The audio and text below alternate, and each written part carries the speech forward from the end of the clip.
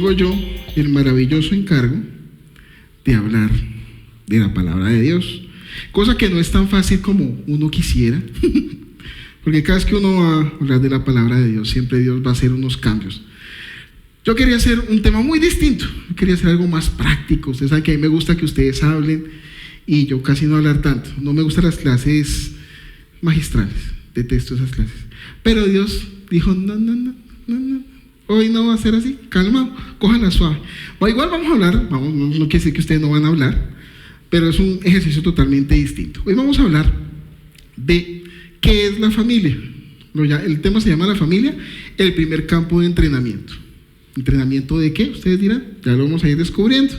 Vamos a movernos solos en el libro de Génesis. Yo no soy así de que me gusta andar por todo. No, yo cojo un libro y le saco hasta que encuentro el chisme entre líneas. Y eso es lo que vamos a hacer hoy. Vamos a encontrar unos chismes.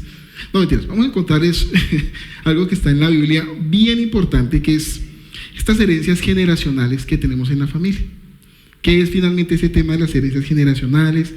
Porque a veces tenemos ciertas tendencias en las familias. No sé si se han dado cuenta que las culturas familiares a veces nos caen mal tal tipo de personas, pero pues nadie sabe por qué.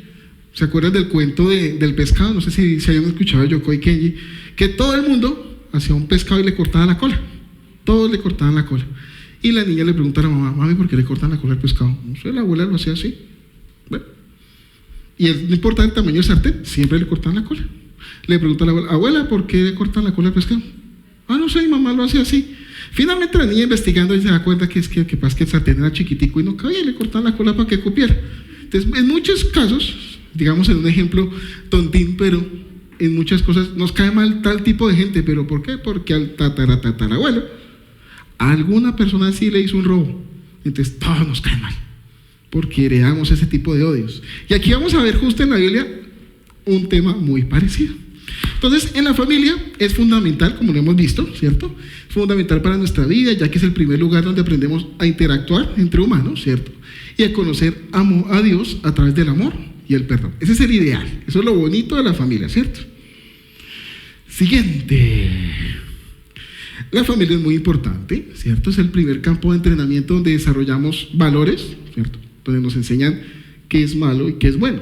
Cada familia tiene cierto rango de valores y la fe, ¿sí? Usualmente, si la familia no cree en nada, pues usualmente el niño hereda, pues que no cree en nada. Si en la familia todos son católicos, usualmente se hereda ese catolicismo, algunos deciden seguirlo, otros no. ¿Listo? Siguiente, secretaria. Entonces, en los últimos tiempos hemos visto, esto es como una introducción, el ataque a la estructura familiar. Y en estos últimos más o menos 10 años hemos visto el resultado de muchas cosas. Y hoy vemos que ya esta estructura familiar, lo que vimos del sistema babilónico, atacó tanto a la estructura familiar, que hoy en día ya pues se permiten ciertas estructuras familiares no bíblicas, ¿cierto? Usted puede pensar lo que quiera, puede decidir lo que quiera, si dos papás y dos mamás están bien o mal, eso no es de nuestra incumbencia, es lo que dice la Biblia. Y la Biblia dice que es papá y mamá, punto. Peleen con Dios, como dicen por ahí los pastores. Yo no soy pastor, recuerdo. Listo, sigamos. Entonces, como les decía, se ha decidido que, ya que la familia está desestructurada, como se vean tantas cosas, y a veces la familia se vuelve una fuente de dolor, desafortunadamente, pues ocurren muchos desastres, tengámoslo así, donde el papá hace cosas que no debería hacer, la mamá hace cosas que no debería hacer, pues se estructuran familias. ¿No? Entonces, si el hombre es malo, entonces tengamos dos mujeres al encargo, o tengamos dos papás encargadas de la familia, en fin. Entonces vamos a ir al chisme, no entiendes, vamos a ir a la Biblia, vamos a ver por qué. Hoy vamos a hablar de José, les voy a dar solo ese pequeño spoiler, pero aparte de todo lo que hemos visto de José, hoy vamos a ver algo muy bonito que Dios hizo a través de José, que usualmente hace a través de muchos de nosotros. Entonces vamos a ver con el abuelo de José, que es Noé. Noé es el reset de Dios, es el control al shift que hizo Dios. Después del diluvio, borró toda la humanidad y quedó este man con su familia. Entonces, vamos a ir a todas las generaciones de Noé. ¿Listo? Entonces, En este cuadrito, si ustedes lo necesitan, se encuentra en internet, están los 3 hijos de Noé. ¿Listo? Está Sem, Cam y Jafet. Y de cada uno viene entonces diferentes. ¿Sí lo alcanzan a ver bien desde allá? Listo. Entonces, como ven, vamos a resumir rápidamente. Abraham viene de la línea de Sem. Entonces, Sem tuvo a Elam, Asur, Lut, Aram. Y cada uno se fue a ciertos lugares. Elam se fue a Irán, que eran los elamitas. Asur, Mesopotamia Norte, que fueron los asirios. Lut, Turquía, ¿cierto? Y finalmente Aram, los arameos de Siria. Y Arfaxad, que es el tatara de Abraham. ¿Listo? Entonces son los caldeos. En los caldeos tenemos a Abraham, que es el papá de los judíos, árabes y madianitas, y Lot, que son los moabitas y amonitas. ¿Se acuerdan del caso de, ya ahorita hablamos de Lot? Lot pues tuvo un caso muy raro, ¿se acuerdan? Que cae fuego del cielo porque se destruye esta ciudad tan bonita, tan hermosa, que era muy santificada, que querían violar a todo el mundo.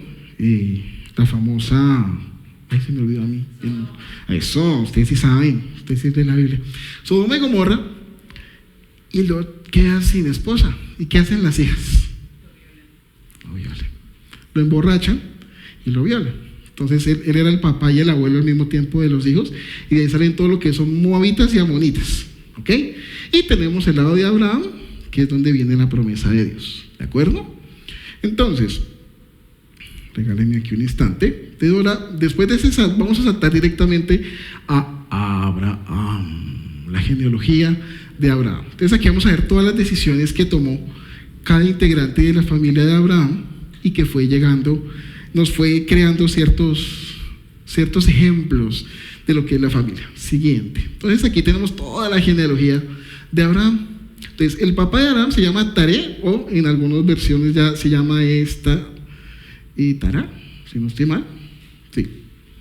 Y tiene 3 hijos: Nacor, Harán y Abraham. Eran los 3 hijos. O sea, Abraham y Harán al parecer muere y deja a Lot, Isca y Milca. Entonces el otro hermano de Abraham, Nacor, se casa con la hija, con Milca, o sea, con la sobrina. ¿Listo? Y tiene otros hijos, que es Betuel, que tiene otros hijos, y tiene Betuel tiene a Labán y a Rebeca. Personajes que van a tener ahí muy presentes porque son unos personajazos. Y Abraham, que tiene, hoy descubriendo esto, vi que Abraham no solo tuvo a Ismael y a Isaac, como uno piensa. Él también tuvo una señora que se llama Keturá, y tuvo 6 hijos. O sea, tuvo 8 hijos en total. Muy juicioso el hombre.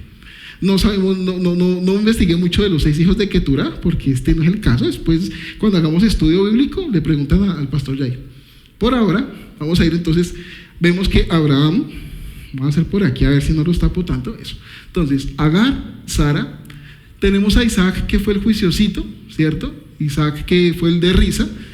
¿Se acuerdan que por qué le puso Sara a Isaac? Exacto. Isaac traduce risa. Isaac, en traducción literal, risa. Que le dice, ¿a qué edad lo tuvo? No, a los 98 años. Pues eso era Isaac. Entonces vamos a Génesis 11, 27 al 31. Creo que está ahí siguiente. Eso. Uy, Cami, bien. ¿Listo? Bien. ¿Quién me va a ayudar con los puntos? El que siempre Kevin, usted es el delegado, hermano. Ustedes ya tienen uno y uno. Listo, dice acá. ¿No iban a hacer puntos? No, vamos a estar en Génesis. Les avisé que eso es en Génesis, pero seguimos con los punticos, sí. Sí, claro. Todos van a valer. Porque no vamos a seguir. Vamos a ir saltando, volviendo, porque es que, ay, Dios mío, esta familia es de locos. Esta es la lista de los descendientes de Terá, o Tará, que es el papá de Abraham. Terá fue padre de Abraham, Nacor y Harán. Harán fue padre de Lot. Harán murió en Ur de los Caldeos, donde había nacido. Cuando murió todavía vivía su padre. Abraham se casó con una mujer llamada Sarai, la cual no podía tener hijos. Nahor se casó con una mujer llamada Milca, que era hija de Harán. La otra hija de Harán se llamaba Isca. Son nombres sí muy bonitos. Terah salió de Ur de los Caldeos y dirigió a la tierra de Canaán, pero al llegar a Harán se quedó a vivir allí junto con su hijo Abraham, su nieto Lot y su nuera Sarai. Allí murió Terah a la edad de 205 años. Vivían harto. 205 años.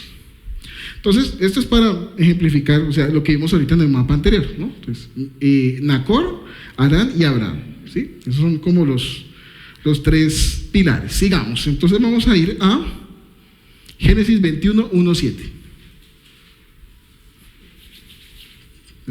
Listo, los mismos, 1, 2, 2. Bien, están volando. Tal como Dios se lo había prometido, Sara quedó embarazada y en la fecha señalada tuvo un hijo de Abraham, quien ya era muy anciano. Abraham le puso por nombre Isaac y lo circuncidó a los 8 días de nacido, cumpliendo así con el mandato de Dios. Cuando nació Isaac, nombre que quiere decir se ríe, Abraham tenía 100 años y Sara entonces dijo: Dios me ha hecho reír y todo el que lo sepa se reirá conmigo. Abraham jamás se hubiera imaginado que siendo ya viejo yo tendría un hijo suyo. Entonces Isaac, muy bonito, el hijo de la promesa, es el hijo, mejor dicho, perfecto. Lo llevaron a matar y él dijo: bueno, máteme. O sea, relajado, el man, bacán. Vamos a ir entonces ahora con los hijos de Isaac, un par de bellezas. Entonces vamos a ir a Génesis 24 del 1 al... Uy, estamos volando. Bien, Camilo, y... Uy, te la ganó Pati. Bien, 3, 2, 1, listo. Abraham ya era muy anciano y Dios le había bendecido en todo. Un día, Abraham le dijo a su mayordomo: pon tu mano debajo de mi pierna porque me vas a hacer un juramento. Qué forma rara tan hacer un juramento, pero esa es la Biblia.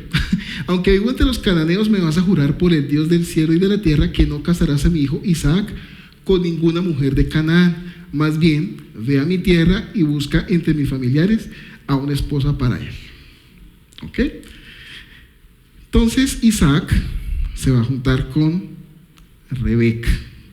Rebeca, si volvemos al mapa, ¿se acuerdan que les dije que tuvieran esos nombres? Es hija, Rebeca es hermana de Labán, pero hija de Betuel con Nacor. ¿Listo? Nacor es el hermano, al parecer, mayor de Abraham. Al parecer, según lo que entiendo. Entonces, Isaac se casa con Rebeca. Justo cuando muere Sara, el siervo consigue a Rebeca.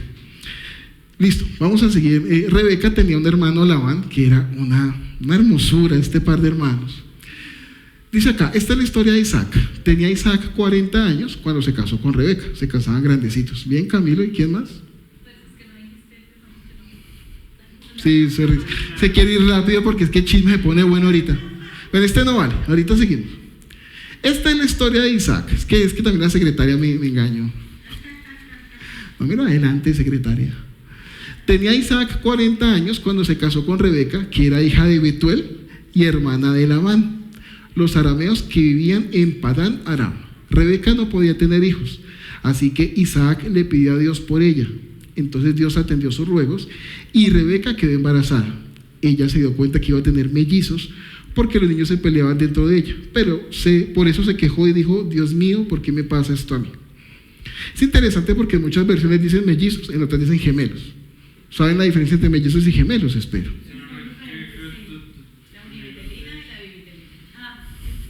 Gemelos es el mismo óvulo fecundado que se divide en dos y por eso salen iguales. Mellizos son dos óvulos que se fecundan y salen parecidos, pueden parecer parecidos o no. Son como dos niños simplemente que nacen al tiempo. En gemelos no, gemelos es el mismo óvulo con la misma información. Y bueno, en algunas versiones dicen que son gemelos, en otras no. Yo diría que sí eran gemelos porque ahorita en el chisme que viene es la única forma que me explico yo que lo haya podido confundir el papá. Listo. Entonces, vamos a ir con los antecedentes. Hasta aquí todo bonito. Entonces, vamos a hacer un repaso. Entonces, Taré, Nacar, Harán y Abraham. Abraham tiene a 3 esposas, pero con Sara tiene a Isaac, que es el hijo de la promesa. Isaac se casa con Rebeca, que es su prima, casi como en un segundo grado. No es prima, es hija de la sobrina y del tío. Es que es un enredo bravo, porque el papá sí es el tío, pero la mamá es la prima de él. Es un enredo bien bonito, ¿sí? Así son los judíos, así somos todos. Entonces, vamos a ir al Génesis, no, este no, se los voy a resumir porque es largo, sigue Génesis 27, tranquilos, no lo lean, se lo resumo. Génesis 27 empieza con algo bien bonito. No, porque es todo el capítulo, se los voy a resumir hacia forma de chisme, no mentiras, en forma de Juan Blanco habla hoy. Dice que, primero, antes del Génesis 27, los hermanos, uno era fuerte, iba y cazaba, que era Esaú, que son los hijos que tuvo Isaac, tuvo Rebeca, Esaú y Jacob, ¿cierto? Esaú era fuerte, iba y cazaba, en cambio Esaú cocinaba, se quedaba con la mamá, era el favorito de la mami. Y este man tenía una obsesión. Pues su nombre traduce engañador. Qué nombre tan hediondo. Jacob para nosotros no suena tan feo, pero si uno lo traduce, pues es bastante feo. Es como ladrón, engañador, usurpador, es un nombre muy feo. Sin embargo, él tuvo una obsesión de quitarle los derechos de la primogenitura a su hermano, por alguna razón. Ahorita entre líneas yo veo así chismes. Cuando Isaac estaba viejo, le dice a Esaú: vaya, tráigame un cordero porque lo voy a bendecir. ¿Qué hizo la belleza de Rebeca? Porque no fue Jacob. Yo al principio decía, ay, ese Jacob no. Fue la mamá. La mamá tenía todo un plan. Dijo, váyase, póngase pelo, vaya a cocinar, y lo más rico ni siquiera lo cocinó él, se lo cocinó ella misma. O sea, le puso todo en bandeja de plata para que le hiciera algo bueno. Pregunto, ¿es algo bueno robarle la primogenitura al hermano mayor? Es que como no contestan. Ok, era bueno.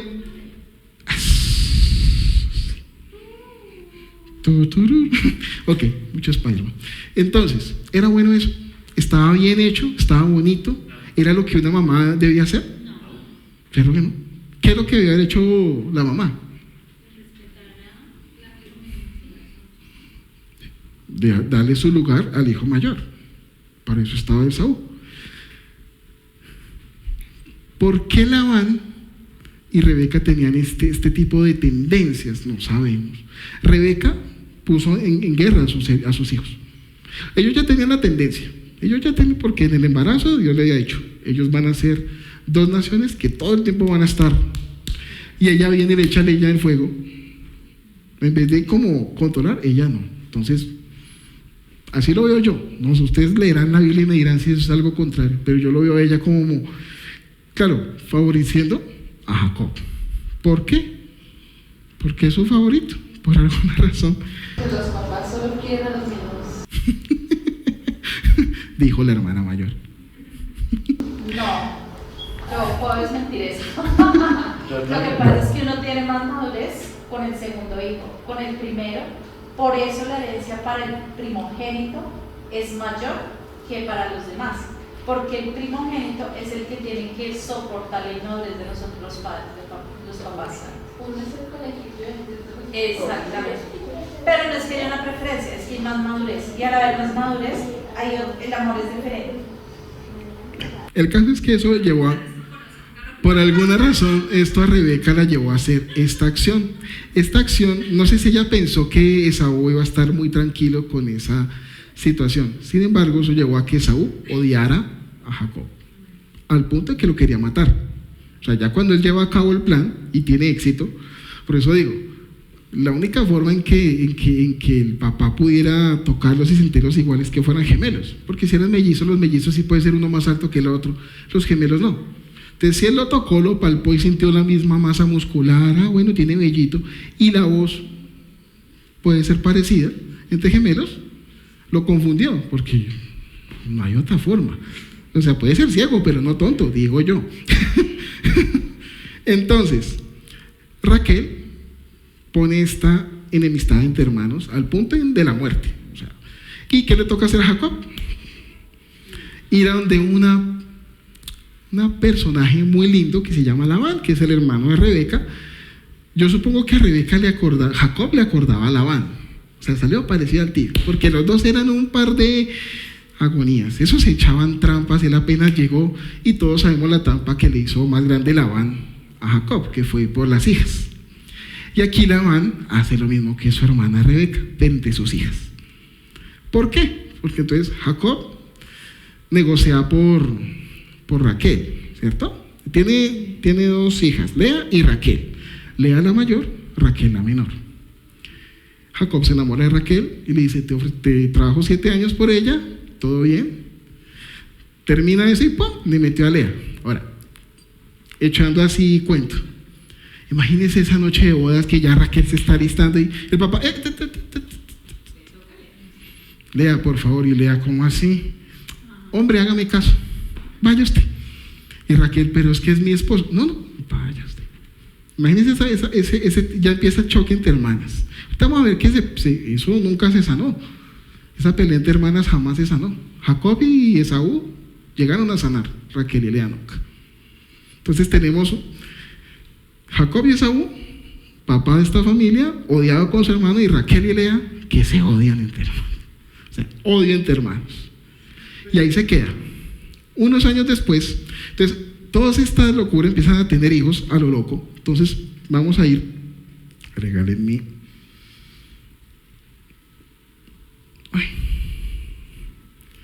Entonces, ¿a qué voy con todo este chismerío? No mentiras, con todo esto que está en la Biblia, y es que la familia es el lugar donde primero aprendemos a comunicarnos.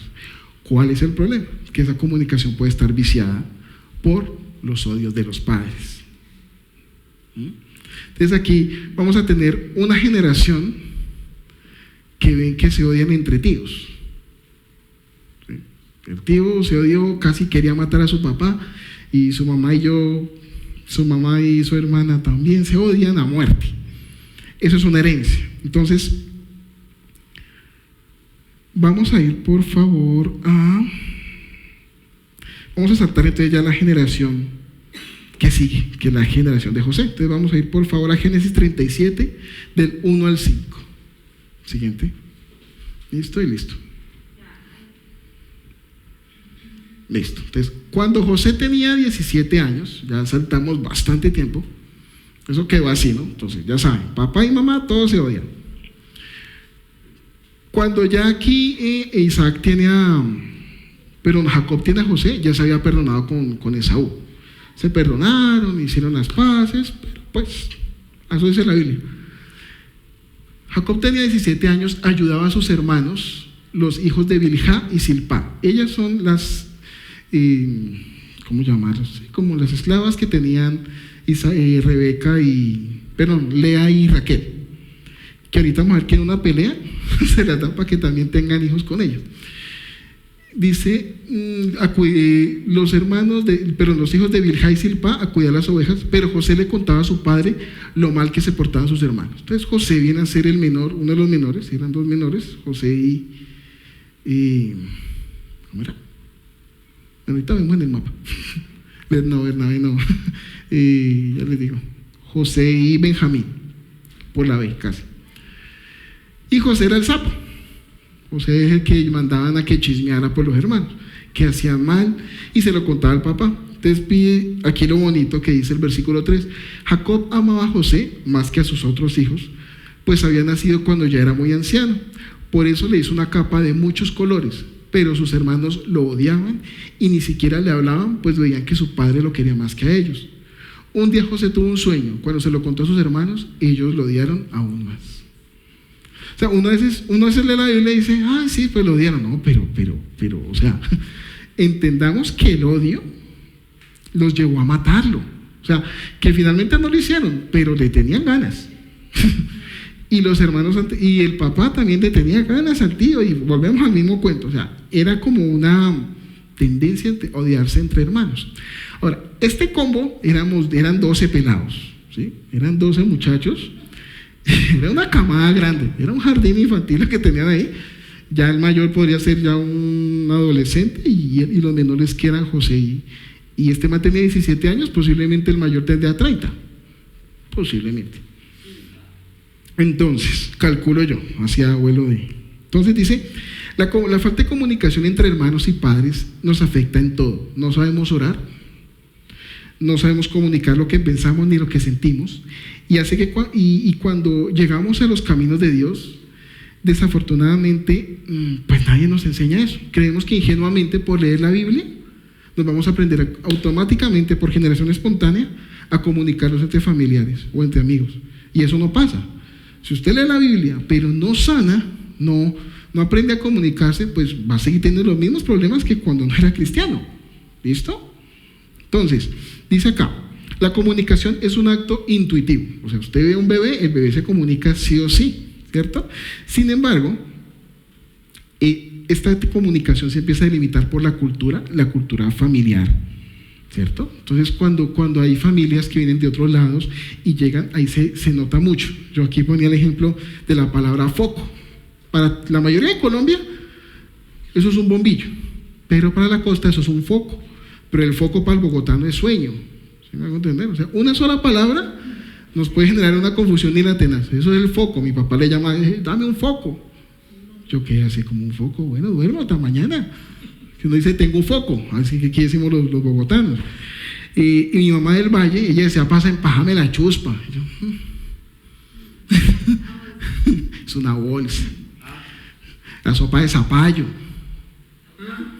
La uyama que conocemos aquí. Entonces, esa comunicación, una sola palabra que comunique a alguien que no es de la región, puede presentar problemas, y ahí es donde uno distingue, este es del Valle, este es de Barranquilla, este es de Bogotá. Entonces, esta comunicación que hizo Jacob con sus hijos, no verbal, que es la más poderosa, puede que Jacob nunca les haya dicho, yo amo más, nunca, pero hizo algo que por sus otros 10 hijos no lo había hecho, que es, le hizo una capa. Es que ni siquiera aquí no dice que la compró, aquí no dice que la compró, dice, le hizo una capa. Él no la compró. Muchos dicen, ay, es que compró una. No, él la hizo. Y cuando era viejo, o sea, más joven podía hacer las 10 capas, tranquilamente, ¿cierto? Entre más joven podía hacer las capas. Y no le dio la gana. Porque sí, los hijos, sí, chinitos. Pero ¿cuál era digamos, aparte que José era el hijo de su vejez, ¿qué era? Era el hijo de Rebeca, la que él se amaba. Él le metieron 2 por 1, él le pusieron a Lea, pero él nunca se fijó en Lea. Eso fue una jugada de su tío, pero él nunca quiso a Lea, realmente nunca la quiso. Es más, dice en la Biblia, ahorita lo vamos a ver, como Jacob rechazaba a Lea, Dios le permitió tener hijos y a Raquel no. Dice así claramente, porque Jacob, pues claro, pues él nunca se fijó en ella y pues ahora es que es su esposa. Era un rechazo ahí también fuerte. Entonces la comunicación no verbal es muy delicada entre generaciones, o sea, de papá a hijos. Cualquier acto, y claro, pues todos somos imperfectos y como decía mi mamá, pues es que usted no vino con manual.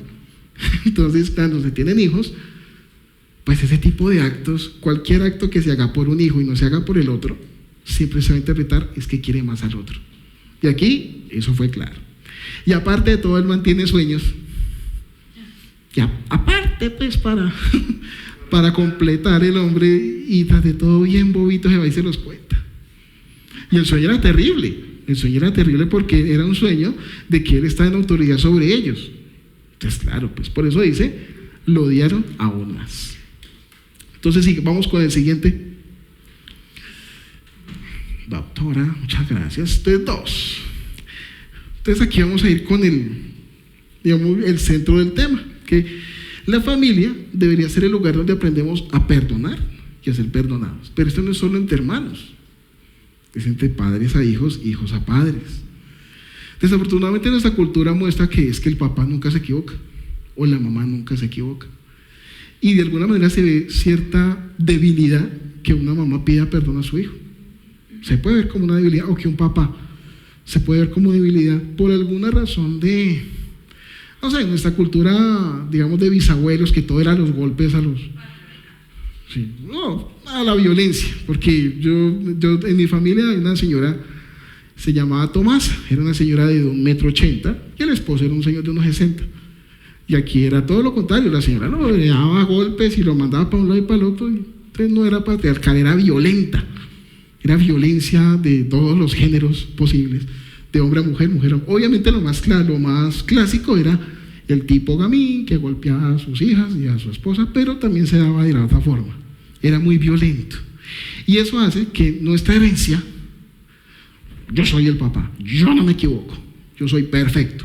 Y si no le gusta, esto se hace aquí, porque si sigue viviendo bajo mi casa, se hace lo que yo diga. Y aunque suena chiste esa anécdota, eso no debería ser así. Mucho la crianza de nosotros es, usted hace lo que yo le diga, mientras viva bajo este techo, se hace lo que yo. Y debería ser así. ¿Eso es lo que dice la Biblia? Pregunto, ¿eso dice la Biblia?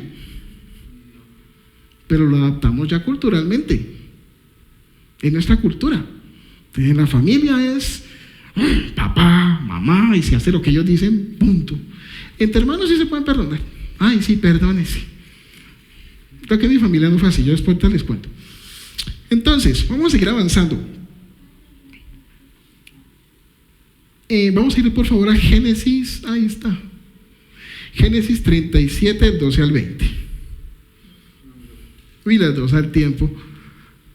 Ah, listo. Dice acá: los hermanos de José habían llevado las ovejas de su padre a los pastos de Siquem. Unos días después, Jacob le dijo a José: ya sabes que tus hermanos están, en Siquem, cuidando a las ovejas. Quiero que vayas a ver si todo está bien y que regreses a contármelo. Sí, papá, enseguida voy, le respondió. Y traté todo bonito, juicioso. ¿Qué adolescente contesta así a los 17 años? Vaya a botar la basura. Yo hice lo mismo, no se preocupen. Esa pura cara como, ya voy. Sí, papá, enseguida voy, le respondió. O sea, era, mejor dicho, no ni tal liderazgo juvenil ni nada. José, salió del valle de Hebrón y llegó a Siquem, pero no encontró a sus hermanos por ningún lado. Poco después encontró un hombre y le preguntó: ¿qué andas buscando? José le respondió: busco a mis hermanos y a sus rebaños. Tal vez usted pueda decirme dónde están. Aquel hombre contestó: hace días que se fueron. Alcancé a oír que se iban a Dotán. Muy comunicativo el vecino. José siguió buscando a sus hermanos y allá los encontró. Cuando ellos lo vieron acercarse, antes de que él llegara a donde ellos estaban, se pusieron de acuerdo para matarlo. No fue para... El plan original era al papayo. Y dice: unos a otros se decían: vaya, vaya, aquí viene ese gran soñador. Vamos a matarlo y echarlo en uno de sus dos pozos y diremos que algún animal feroz se lo comió. Ya vamos a ver si se cumplen sus sueños. O sea, para uno hablar así de un hermano es que baila.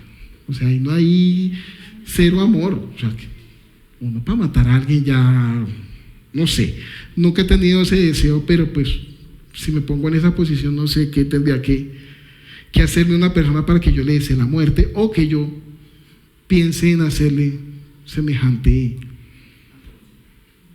Pues es un acto muy salvaje, pienso yo. Entonces, vamos a ir básicamente, vamos a ir pausa ahí, entonces quedamos ahí en esa parte. Dime. Exactamente lo que vamos a ver justo ahora en el siguiente versículo. Vamos a ver por qué. O sea, uno dice, bueno, son 11 contra 1. 11 hermanos contra uno. Dice, pero, hola, 11 contra 1. Ni que el man fuera una agonía, y el man es hasta el tontín del cuento. Entonces, vamos a ir a Génesis 30, del 1 al 15. Vamos a ver qué, como les digo aquí, el chismerío. Póngale cuidado. ¿Quién lo tiene ya? Listo. Uy, se metió en la pelea y te ganó. Jessy, bien, Jessy. ¿Listo? ¿Y los chinos? ¿Ninguno? Listo. Póngale cuidado. Cuando Raquel se dio cuenta que no podía tener hijos, se puso celosa de su hermana, o sea, de Lea.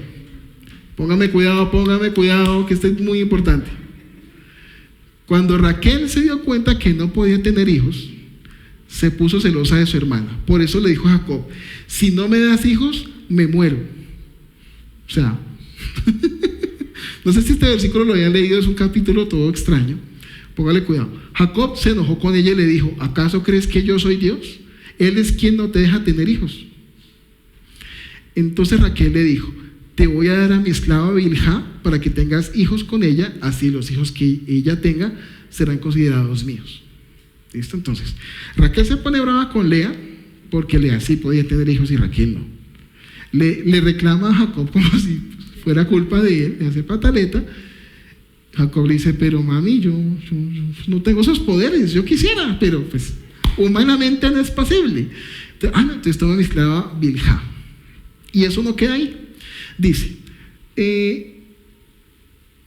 estamos aquí. Raquel le dio a Jacob su propia esclava como esposa, o sea, Bilhá. Y Jacob tuvo relaciones sexuales con Bilhá y ella quedó embarazada y tuvo un hijo. Raquel lo llamó Dan, que significa justicia, porque dijo, Dios es justo, pues vio que yo no había hecho nada malo y me dio un hijo.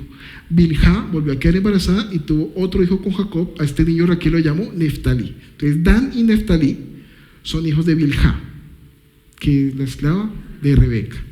Perdón, de Raquel. Las confundo. De Raquel. Póngale cuidado. Entonces, ese Neftalí significa lucha, porque dijo, la lucha contra mi hermana ha sido dura, pero he ganado. La lucha contra mi hermana. ¿Quién les dijo que estaban en lucha entre ellas? O sea, póngale cuidado. Ese man se casó con un problema, ni el berraco, 2 mujeres peleándose. Póngale cuidado y dice, cuando Lea se dio cuenta de que ya no podía tener más hijos, tomó a su esclava Silpa y se le dio a Jacob como esposa. Tan sacrificado, él dijo, bueno, ni modo. 4 mujeres ya tenía este hombre. Entonces, las hermanas, Lea y Raquel, tenía a Bilhá y a Silpa. Con Silpa, entonces dice, tomó a Silpa y se le dio como esposa. Silpa tuvo un hijo con Jacob, al que Lea le puso nombre Gad, que significa buena suerte. Son nombres. Porque dijo, qué buena suerte he tenido. Por segunda vez Silpa tuvo un hijo con Jacob y Lea le puso por su nombre Aser, que significa dicho. Pues dijo, qué dichosa soy, y así me van a considerar mis amigas. Un día, durante la cosecha de trigo, Rubén, que es mayor, salió al campo y encontró unas frutas llamadas mandrágoras. Entonces se las llevó a su madre Lea, y al ver las frutas, Raquel le rogó a Lea que le diera algunas. Pero Lea le respondió, ojo esta respuesta, ya me quitaste el marido y ahora quieres quitarme las frutas que me trajo mi hijo. Raquel le propuso, si me das las mandrágoras, Jacob dormirá contigo esta noche. Bueno, una relación muy linda, muy hermosa, totalmente tóxico, un ambiente totalmente. Y lo más berraco es que Rubén viendo eso, ¿no? De las hermanas cómo se odiaban. O sea, Rubén estaba ahí pillándose, y no solo Rubén, todos los 11 hijos viendo cómo se odiaban entre ellas y cómo hacían esas competencias de darse la esclava para que tuvieran más hijos. Rubén, siendo el mayor, tuvo que darse cuenta de todo eso porque ya pues no era un niño.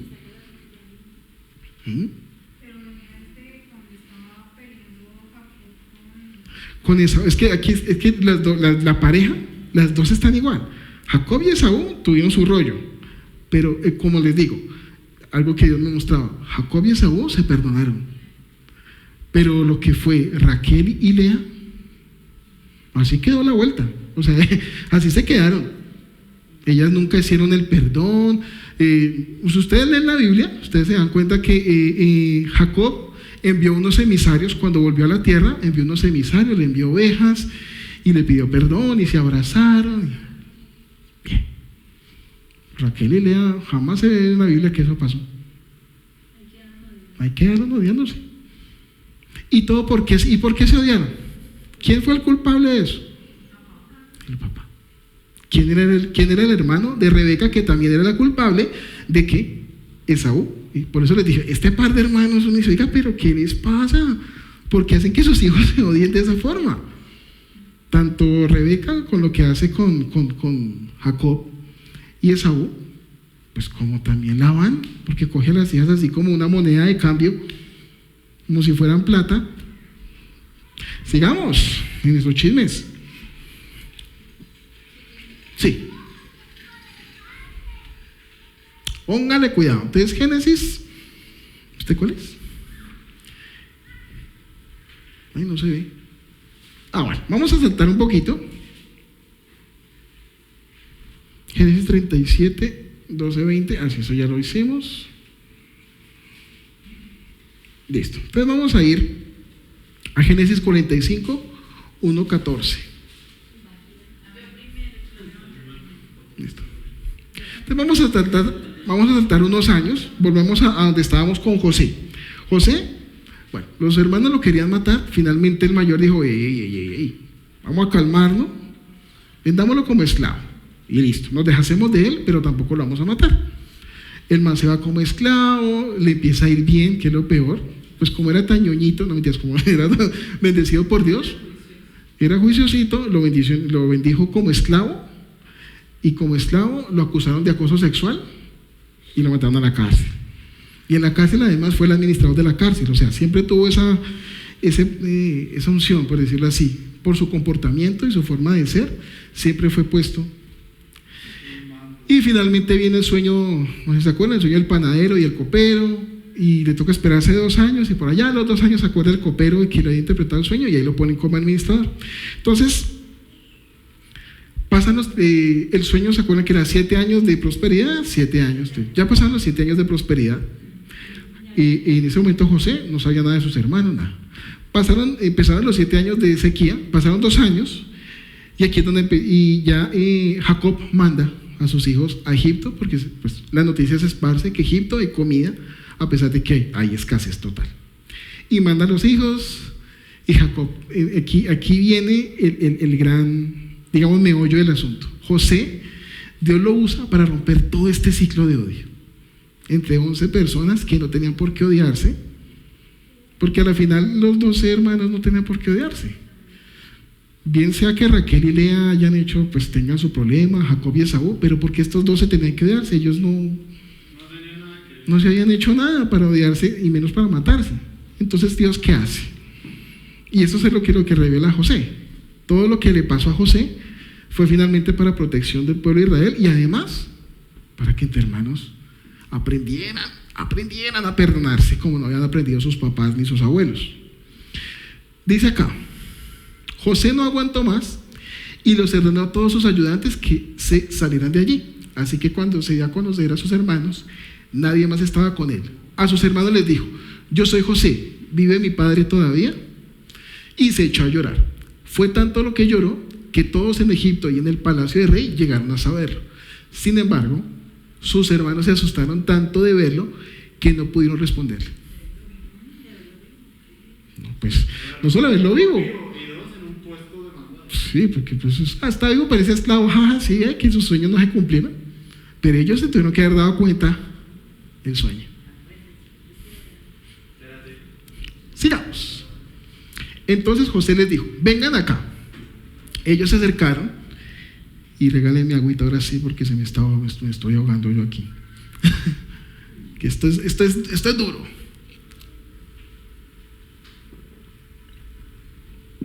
Gracias. Ellos se acercaron y entonces José les dijo, yo soy José, el hermano que ustedes vendieron a los egipcios.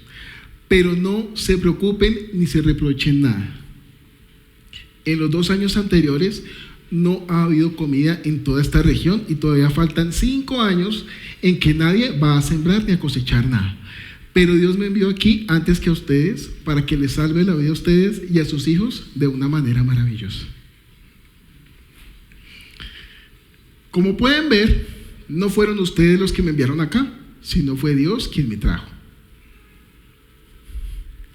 Él me ha convertido en amo y señor de todo Egipto y en consejero de rey. Así que regresen pronto donde está mi padre y díganle de mi parte que Dios me ha hecho gobernador de todo Egipto y que venga acá enseguida. Díganle que va a vivir en va a vivir en la región de Gosén junto con sus hijos, nietos, ovejas, vacas y todo lo que tiene. Así estará cerca de mí.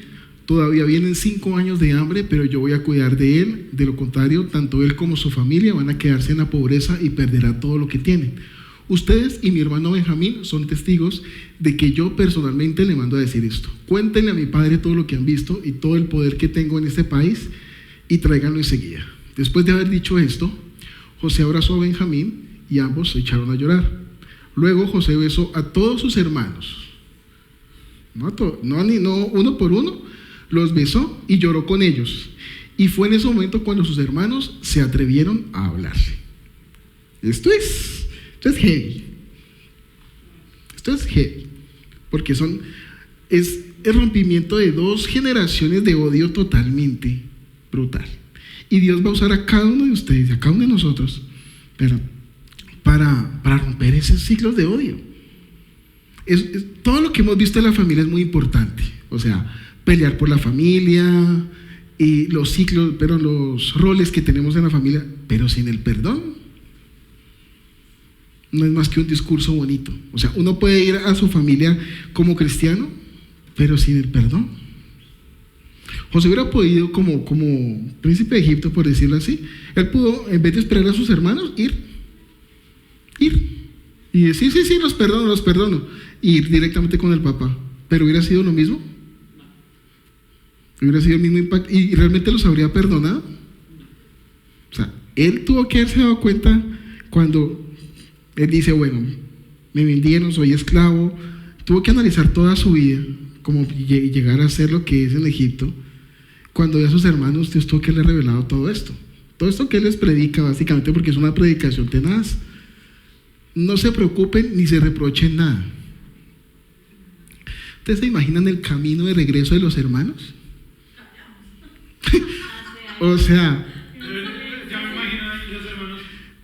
El miedo, la felicidad, todo junto, ¿no? La felicidad de que no se murió, porque bueno, ya una cosa es cuando un adolescente toma una decisión de vender a su hermano, y ya cuando ya han pasado muchos años, ya todos eran adultos, y siempre tener ese, uy, sí, nosotros vendimos a este man, quién sabe cómo, y verlo, y ese que me está salvando a mí, a mis hermanos y a mis hijos, porque él dice, a sus hijos. O sea, no solo salvó a sus hermanos, sino a la siguiente generación, y rompió ese ciclo de odio. El ciclo de odio tan brutal que venía desde sus abuelos. Y la gran pregunta, ¿para José fue fácil? ¿Fue bonito? ¿Fue agradable? Hasta en la cárcel. O sea, en la cárcel por ser...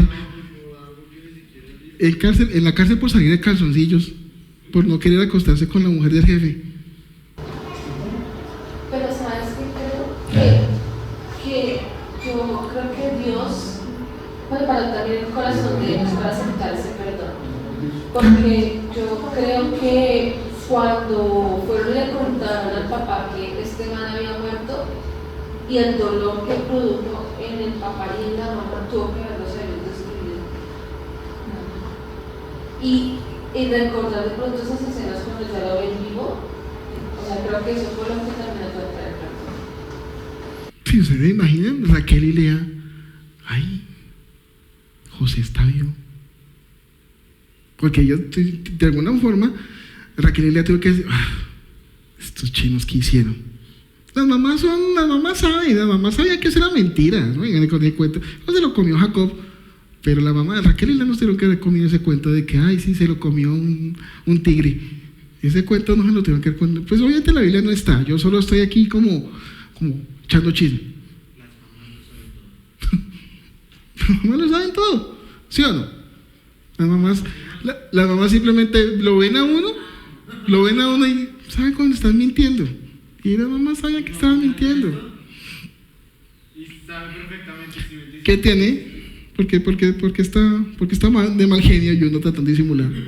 No, yo no estoy de mal genio. La mamá sabe. Posiblemente Rubén llegó. Por eso Rubén, yo creo que todos llegaron de alguna forma congestionados y las mamás algo hicieron. Y todos esos años, y cuando dijeron el cuento dijeron, no sé si ellos llegaron a sentirse culpables de que hubieran hecho eso, sus hijos. Puede que sí, puede que no. El caso es que cuando llegan con la noticia, y José está en Egipto y nos va a salvar a todos, posiblemente todos dijeron el sueño. Porque como eso sí, él fue muy comunicativo, se lo dijo hasta el papá, y el papá le puso bravo. Jacob cuando le comentó el sueño, antes que nos va a mandar a todos. Esa fue la conclusión de Jacob. Antes nos va a mandar a todos, y cuando llegó, ay, sí, nos va a mandar a todos. Nos va a mandar a todos y nos va a salvar además. Entonces, algo muy bonito, es que vamos a seguir entonces aquí.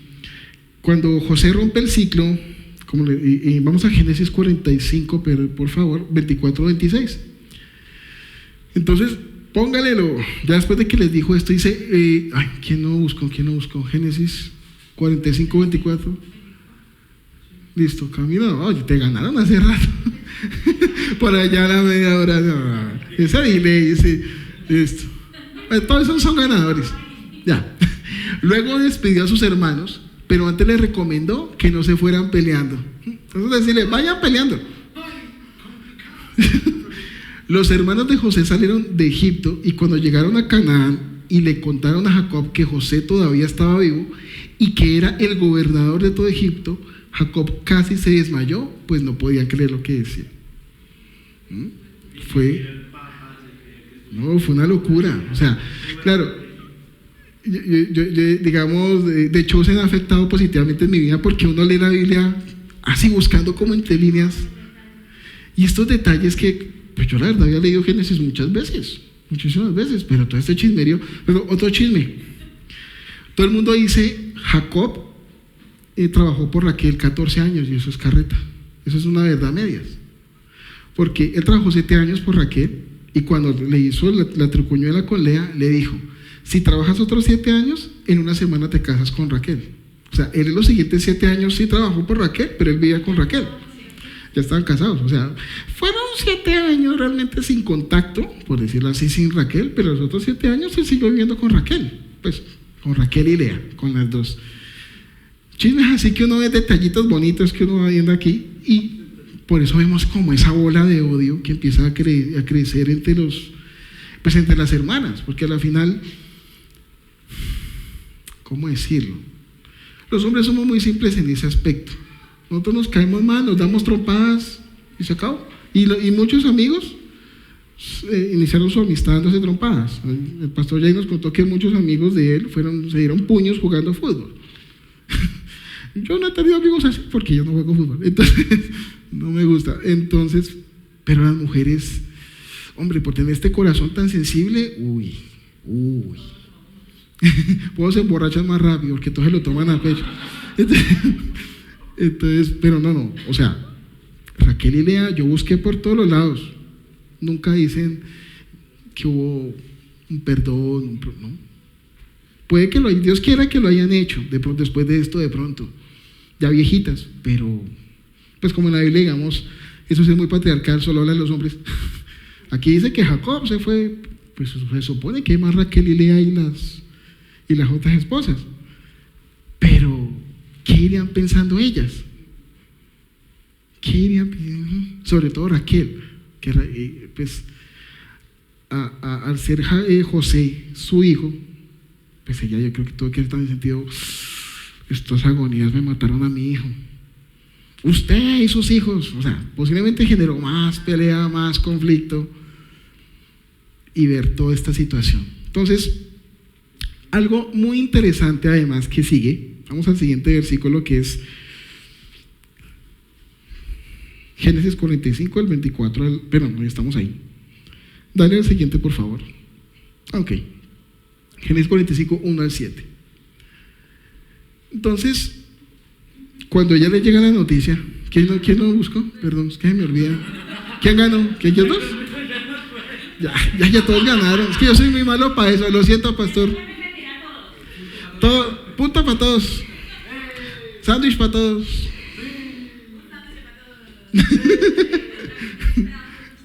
Así patito.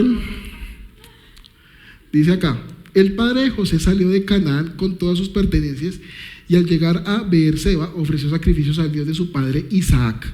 Esa noche Dios le habló en un sueño y le dijo, cosa curiosa que Dios no le habló a José, no dice, y Dios le habló a José, o Dios le habló a Rebeca, o Dios, no, otra vez, perdón, 46, ¿sí? Ok. Eso, listo. Aún así, punto para todos. Dice, Dios le habló en un sueño y le dijo, Jacob, sí, aquí estoy. ¿Se acuerdan que Jacob, por qué Dios le hablaba así? ¿Se acuerdan por qué a Jacob Dios le hablaba así en sueños? A Jacob.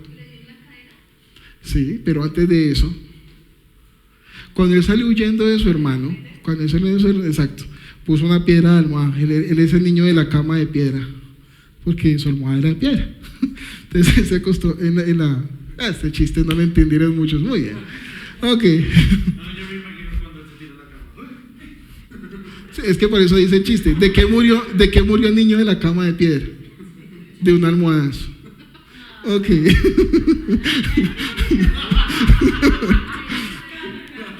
Es un clásico chiste. Tu hijo que se ríe porque un pan hace esto.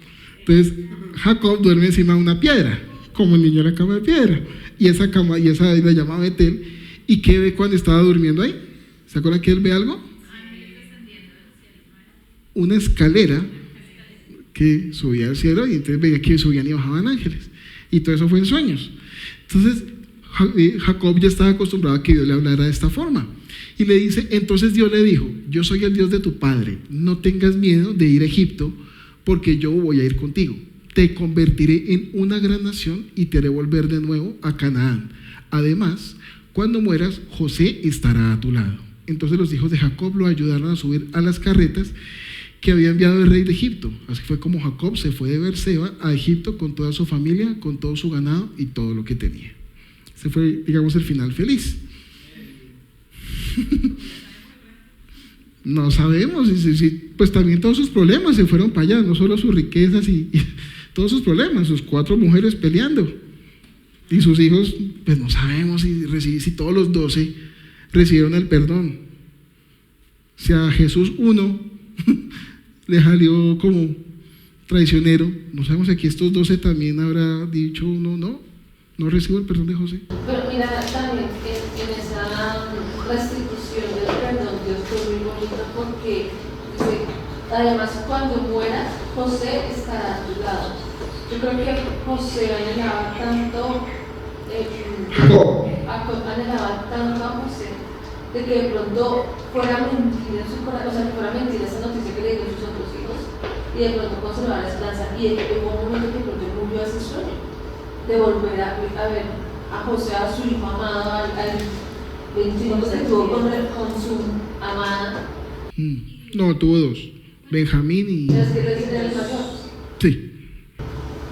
Entonces, creo que ahí también hubo esa restitución de ese sueño de Jacob para ayudar al perdón de Dios. Yo creo que como papá, todo eso que vemos al principio, de que deme la sirvienta, bueno, deme la otra sirvienta, bueno, y ustedes pelean, bueno, y que generó todo este conflicto, posiblemente en ese momento, ya él tomó una postura para que se perdonara.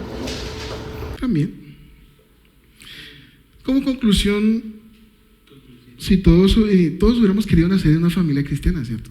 Donde todos nuestros papás aplicaran la palabra, nos hubieran enseñado a perdonar, a pedir perdón, porque la cultura nuestra es, en mi familia la forma de pedir perdón era cójase de la mano con su hermano y con la otra mano dese uno y luego dese el otro, y el que aguantara.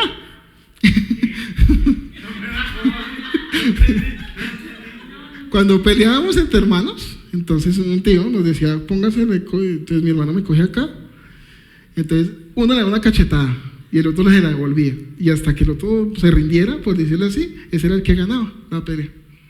Esa era la forma de pedirse perdón. O sea, era como desen, pero en orden, ¿sí? No era esos chicos, no, cójanse bien. Y después nos compraron guantes de boxeo. Yo tengo un tío muy bonito, entonces nos dio guantes de boxeo. Entonces cada vez que peleáramos, guantes de boxeo, y nos dábamos. Y así ya uno ya del cansancio, pues ya ni peleaba entre hermanos, pero eran formas, y pues obviamente nada cristiano. Pues imagínense, con mi hermano yo tengo una buena relación, sino que pues él se casó muy joven. Yo tenía 14 años y me volvió tío a los 14 años, entonces yo me volví hijo único a los 14, de los 45 que tengo, entonces póngale cuidado.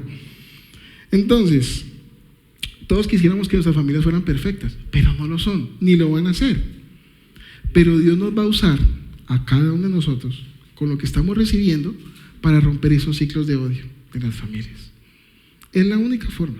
O sea, es interesante que a pesar de que pasó todo esto, a pesar de que Dios le habló a Jacob, le hablaba a Abraham, pues igual pasó todo esto. O sea, estamos hablando que esto pasó en una familia cristiana, llamémoslo así. O sea, eran creyentes, pues hijos de Abraham, el padre de la fe.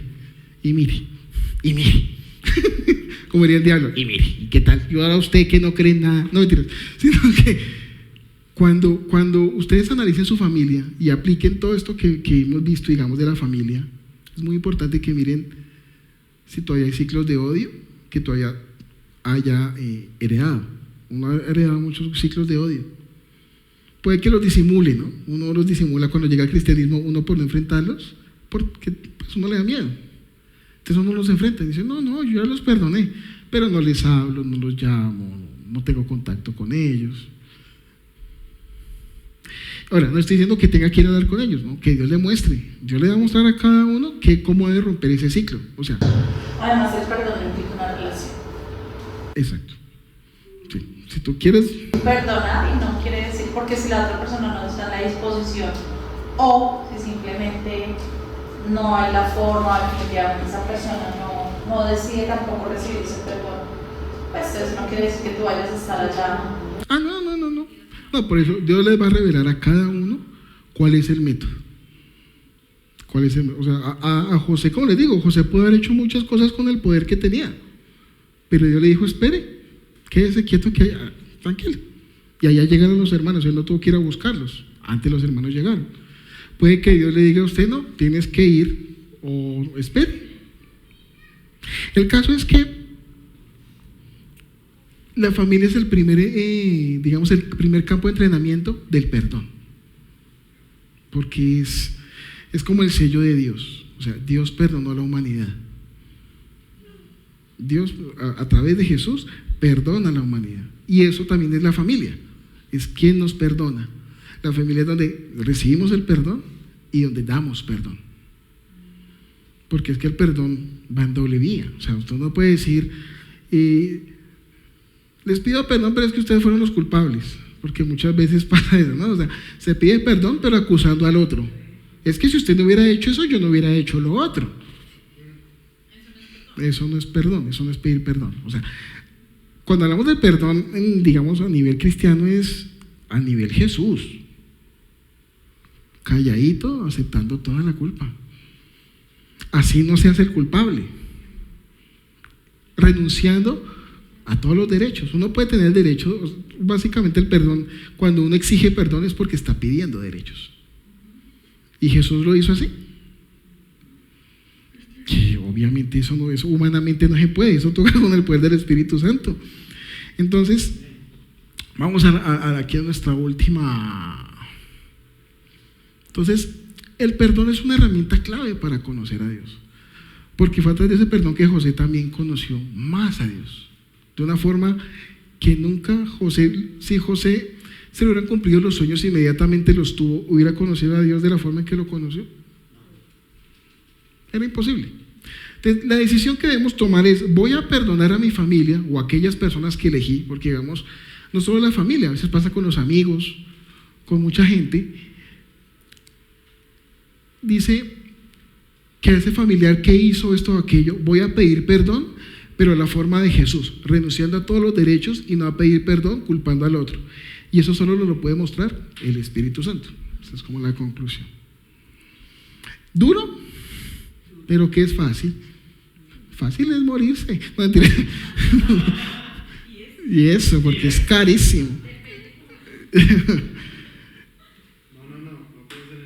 Entonces, pues es la palabra que Dios nos traía el día de hoy. Fue como les digo, el perdón es la herramienta que nos va a llevar a lugares que nunca hemos imaginado, con nuestra familia, en nuestro trabajo, en muchos lugares, porque ese perdón se va a hacer cada vez más extensivo. Primero la familia, después nuestros amigos, va a llegar al trabajo y a todos los lados, porque el perdón es el sello finalmente de Jesús. O sea, ¿cuál es la gracia de ser cristiano? ¿O cuál es la gracia? Pues que Jesús perdona nuestros pecados. Usted va de otros lados y en otras religiones pues no hablan de que Mahoma perdonó mis pecados, ¿no? O que si usted hace meditación le van a perdonar sus pecados, ¿no? Eso se elimina. En otros lugares eso se quita. Usted está perfecto, usted está bien, usted se va a conectar con la energía. Bueno, esto es un país libre, pero la gracia de Jesús es que nos perdonó. Y ese perdón nos da para perdonar. Familia, amigos, gente. Entonces, vuelvo y les digo, la familia, chévere el rol, tener claro el rol que tenemos, luchar por la familia, ¿sí? El arco, la flecha, pero si no hay perdón, ¿y el perdón de dónde viene? De Dios. ¿Y Dios qué es? Amor. Sin amor, ¿qué somos? Dime. Hay que comenzar procesos de perdón reales, ¿no? Porque ser desde la parte de la víctima y desde la parte del otro que está haciendo el daño. Porque el que está haciendo el daño a veces no tiene el discernimiento para ver que lo que está haciendo está mal. Y desde parte de la víctima, la persona pues puede ponerse también como en disposición de perdonar, pero si el otro no quiere, es lo que decía Patricia, tiene que ser como de ambas partes. Entonces yo pienso que, digamos que si uno es el que está llevando esa voz de perdón a la familia, ¿sí? Y va en nombre del Señor a llevar eso, pues hay que como tener como esa intimidad con el Señor para que Él sea el que vaya adelante de uno, y como dices tú, Él sea el que muestre cuál es la estrategia para uno reunirse con sus familiares y poner eso realmente en acción, ¿sí? Porque esos procesos de perdón a veces hay que comenzarlos, pero hay que, no son fáciles, ¿sí? Sobre todo porque uno no puede manejar la voluntad de las otras personas, ¿sí? Entonces, pero si ven, digamos, ese amor y esa disposición en nosotros, y que si nosotros vamos en nombre del Señor, no como, porque claro, no critican a uno por hablar de la palabra y esas cosas, sino como en la parte práctica de la humanidad, ¿sí? Servirle a sus papás, ir a hacer un servicio por sus papás de alguna manera, darles algo que ellos necesiten para que ellos vean ese amor por ellos, por sus hermanos, tener un momento de compartir con sus hermanos, de charlar, que de pronto no se vea eso siempre, que de pronto uno tenga una actitud diferente a la que tiene generalmente, eso empieza a hacer ese cambio. Entonces, pues de verdad que uno pone la palabra y pues orar para que podamos hacer eso realmente. Listo, claro que sí. Bueno, vamos a orar, a darle gracias a Dios por esta palabra, porque como les digo, finalmente fue Él.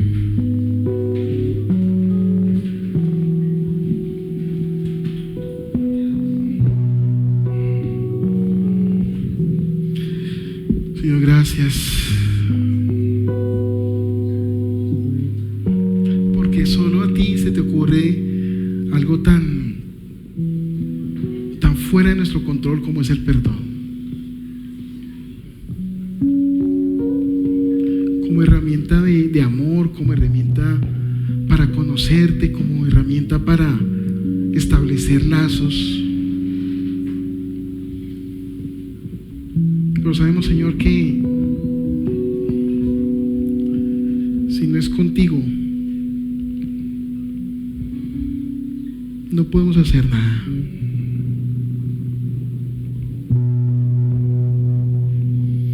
Si no es tu diseño, si no es la forma en que tú quieres hacerlo, Señor, lo que vamos a hacer es complicar un poco más una situación. Tú conoces nuestras familias, tú conoces la ofensa, tú conoces el problema que pudo haber sucedido. Y quieres romperlo, eso lo sabemos, ya lo hemos entendido, Señor. Queremos saber si lo quieres hacer a través de nosotros.